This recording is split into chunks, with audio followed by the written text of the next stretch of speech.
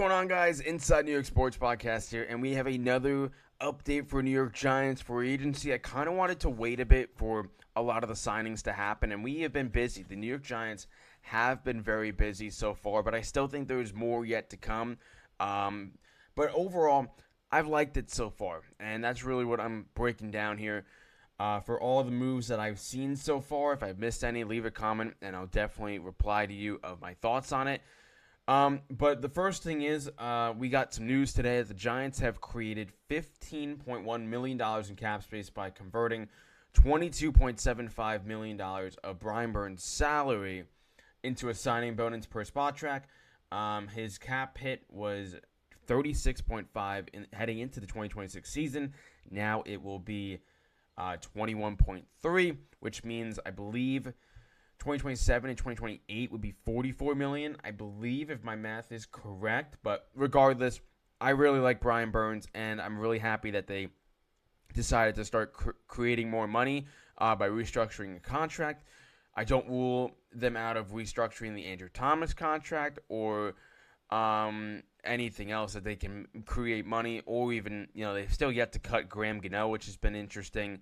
Jalen Hyatt is still on this team. Evan Neal was re-signed. He was one of them. But let's start into the first one. That was probably one of my favorite signings of the free agency class, and that is Isaiah Likely, tight end from the Baltimore Ravens. He is on a 3-year contract. I believe it's $40 million, which could be up to $47 million. The money's really not the issue, to be honest. This guy is a very solid player, and I expect a lot of where he's lined up to be in the slot, I think. I think he's a very solid slot wide receiver. Doesn't really block. I think that's one of maybe his main cons. He's not really a blocker. He's more of a huge slot wide receiver, but he is a dog, and I really like this signing. I think I said it as one of my targets to get it. They could upgrade at tight end. And with Theo Johnson, I think, him and, I think Theo Johnson's a better blocker probably than Isaiah Likely too. And, they have Chris Manhertz as well if they want to run any, 3 tight end packages. But I really like this move. Getting more weapons for Jackson Dart is everything that this team needs, right? Jackson Dart, you can never have enough weapons for your quarterback. And getting a guy like Isaiah Likely is very solid. He had a very solid seasons in Baltimore. Really big fan of his game. And I think just going into the offseason, there was maybe a few guys that they were already looking at. And some of the guys were Elijah Vera Tucker, who went to the Patriots, and Isaiah Likely. They ended up getting one of them. They were very close to getting Elijah Vera Tucker. But I think ultimately when a guy misses 41 games in the last 4 years, don't think the Giants want that to happen, especially if your offensive line, starts to collapse very early in the year in 2026. That would not be good for the Jackson Dart development in the Harbaugh era. But getting into another one, another Baltimore Raven, it's going to be a pretty big theme in this video, is the New York Ravens, if you want to call them that. Jordan Stout, 3-year contract, one of the better punters in the NFL. They also released Jamie Gillum, who just signed a 3-year contract. I really think this was just a Harbaugh move and just a CEO-type move that, we have a decent kicker in Jamie Gillum, but we want the best kicker on the market. And listen, I don't mind. I wasn't against keeping the Scottish Hammer before they signed Jordan Stout. This one came more of a shock to me. But you know what? If John Harbaugh wants to be an elite special teams team, why not sign the best punter out there and be a really good punting team? And I tell you what, this guy is awesome. I think last year even some of his kicks were just inside the 5. I don't understand punters with how they were able to do that, but he reunites with Harbaugh and special teams coach Chris Horton.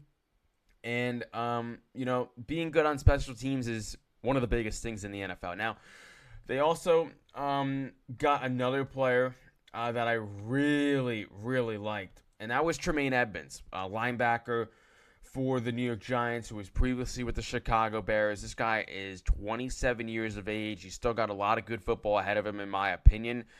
There were other candidates that I thought we were going to maybe get instead of Tremaine Edmonds. I thought they were going to maybe target I thought they were going to try and trade for Nick Bolton. Obviously, that fell through. But I honestly thought they were going to go after Devin Lloyd, who was really solid last year.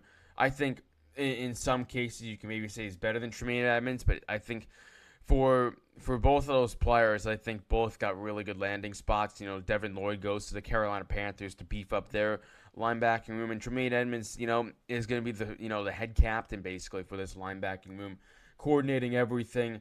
They obviously released Bobby Okereke, so obviously, he's a well-respected veteran, Tremaine Edmonds, and has a huge track of success. I mean, this guy does not really miss tackles. He's really good in the run game. Really good at, just beating offensive linemen, too, if you want to rush the quarterback. So I'm really excited to see Tremaine Edmonds in blue. And I actually do think, if we want to bring up the draft, I think this also kind of maybe increases the likelihood we still take another linebacker because, yes, they also did re-sign Micah McFadden to a one-year deal. But he's coming off a major injury, right? Only played the first, maybe half of the first quarter of the Commanders team game in week 1. So I still think Sonny Styles is still very much in play. But this was another one of my favorite signings, getting back Jermaine Illuminor.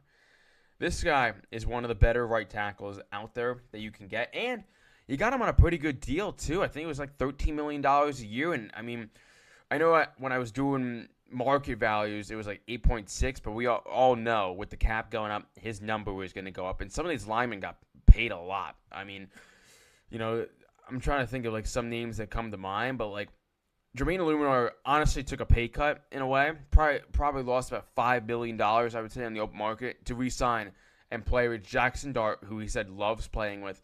And also, when you have an opportunity to play with a Harbaugh, you probably take that opportunity. I honestly thought it was either he was going here or he was going to the Tennessee Titans because the Tennessee Titans stole a lot of New York Giants. They stole Wandale, Cordell Flott, Daniel Bellinger, Austin Schlottman. They took a lot of our guys, but you know what? Good for them. They deserve an opportunity, and I'm happy for all of them for sure. Calvin Austin was signed yesterday, 1 year, $4.5 million per Adam Schefter. This guy, I honestly think he might be your starting kick returner or punt returner. He was pretty solid at doing that.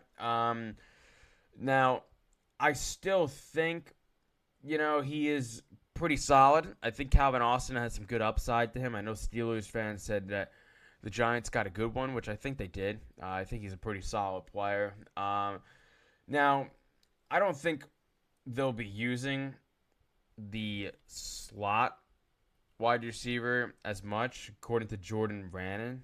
I think that's really because Isaiah Likely is going to be your tight end / slot receiver. Wanda was your guy. Wanda was your slot receiver. He wasn't moving anywhere else. He wasn't really lining up outside or anything else. He was maybe lining up in the backfield a bit, but that was it. So I think Calvin Austin is going to be your leader for punt returns, kick returns probably. I don't rule out Deontay Banks still being a part of that. I don't rule out maybe Tyrone Tracy being a part of that. So I think maybe those three might rotate. This one was probably the biggest shocker for agency. Evan Neal is back with the New York Giants on a 1-year deal. I think it's minimum. So I think the biggest thing is people were just surprised that Harbaugh was going to take a chance with Evan Neal. I think that was the biggest thing, is that Harbaugh still sees something in Evan Neal. Giants fans obviously know what is there to like about Evan Neal because he has been with the team for a while now. First round pick, 7th overall in the 2022 draft. We're heading into the 2026 season now. So, that's going on basically year 4, year 5, I would say. And the problem with Evan Neal, the biggest thing, was that he called Giants fans hamburger and hot dog flippers. He called out the fan base and then was a terrible lineman for them. Listen, I think if you move him at guard, he'll be better. But, then again, it's year 5. It's year 5. So it's you could say he coming out of college, he was an athletic freak. He was really solid, but it's year 5, right? It's year 5 for Evan Neal. So it's his pass block win rate was 83%, which would rank dead last of all tackles during that span. So listen, it's a 1-year deal, so it's not the end of the world. But we'll see if John Harbaugh can fix Evan Neal. I tell you what, I think from the 3 players, either Jalen Hyatt, Evan Neal, and Deontay Banks, I'd probably say Deontay Banks is the best chance of flourishing into a better player, I would say. But Pat Ricard is a New York Giant. Kind of saw this coming as well because listen, the Giants want to run the football very well. They did it last year too. But you get Pat Ricard in the backfield as a fullback. He was an upgrade over Daniel Bellinger. I said he was a target in our free agency. Check that off. Good job, John Harbaugh, for listening to my video. I'm just kidding. But yeah, 2-year deal for Pat Ricard makes him one of the highest fullbacks for pay rate, I believe. And him and Scadaboo, like, that is just a headline together. These two guys are gonna destroy people in the run game, and I'm really excited to see that. You just see a run like right up the middle. It's 4th and 1. You give it to Scadaboo, and you just have Pat Ricard blocking those defensive tackles. I mean, this guy is 300 pounds, and he moves like he's 240. Like, he moves very well for being 300 pounds at 6'3", I believe. But really solid. Jason Sanders, probably the new kicker, I would assume. They haven't cut Graham Gano yet, but I would assume he is the guy. 1-year contract for him. He's he was an former All-Pro kicker. So, I mean, the Giants want to be good on special teams, right? They want to be good on special teams. They had Ben Sauls, I would assume, maybe get a little bit more length. If we want to kick further field goals, I don't think Ben Sauls is the guy. But hey, as a rookie, Ben Sauls was 8 for 8, so we appreciate everything that he did. Another fun signing, Isaiah Hodgins is back. I don't know why they ever let this guy go. In my opinion, he is very underrated, especially when Brian Dable implemented him in his offense. Like, Isaiah Hodgins was solid, right? I mean, you want to go all the way back to that that playoff game. He was really good. Darius Washington, 1-year deal. When this guy's healthy, he is a very solid player.